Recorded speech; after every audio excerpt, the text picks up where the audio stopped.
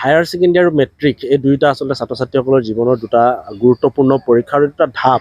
ইয়াক লৈ আমাৰ ছাত্ৰ ছাত্ৰীসকল, আমাৰ অভিভাৱকসকল, গাঁৱৰ ৰাইজ সকলোৱে উৎসুক হৈ থাকে। আৰু এটা যেনেকৈ নিৰ্বাচন আহিলে আমাৰ এটা গণতান্ত্ৰিক উৎসৱ, বিহু আহিলে আমাৰ জাতীয় উৎসৱ, তেনেকৈ এই মেট্ৰিক আৰু হায়াৰ ছেকেণ্ডেৰী দুয়োটা পৰীক্ষা আমাৰ শৈক্ষিক উৎসৱ হয়।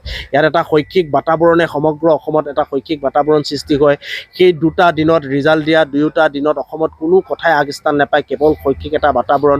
উঠি অহা প্ৰজন্মই তাৰ পৰা আচলতে শিকিব পাৰে, আদৰ্শ পায়, অনুপ্ৰেৰণা পায়। সেইকাৰণে আমি স্থান যিটো বিষয় বা ষ্টেণ্ড কৰা বুলি আমি যিটো কওঁ, সেই বিষয়টো আমি অব্যাহত থকাটো বিচাৰিছিলোঁ। আৰু য'ত মুঠ নম্বৰ এটা আছে, য'ত এটা মুঠ সংখ্যা আছে, তাৰ ভিতৰত সৰ্বোচ্চ নম্বৰ পোৱা কেইগৰাকীক বাছি উলিওৱাটো এটা আচলতে কৰ্তব্য বা এটা শৈক্ষিক ন্যায় বুলি আমি ক'ব লাগিব। কিন্তু এই বিষয়টো বাতিল কৰাৰ পিছত আচলতে ছাত্ৰ ছাত্ৰীসকল, অভিভাৱকসকল, গাঁৱৰ ৰাইজ যিটো উৎসুকতা আছিল, যি এটা আনন্দমুখৰ পৰিৱেশৰ সৃষ্টি হৈছিল, আজিৰ তাৰিখত কিন্তু সমগ্ৰ অসমতে সেই শৈক্ষিক উৎসৱটোৰ ম্লান পৰিছে আৰু ছাত্ৰ ছাত্ৰীসকলো যথেষ্ট ভাগি পৰিছে। গতিকে এই ব্যৱস্থাটো যদি বাহাল ৰাখিব পাৰে তেনেহ'লে খুব ভাল।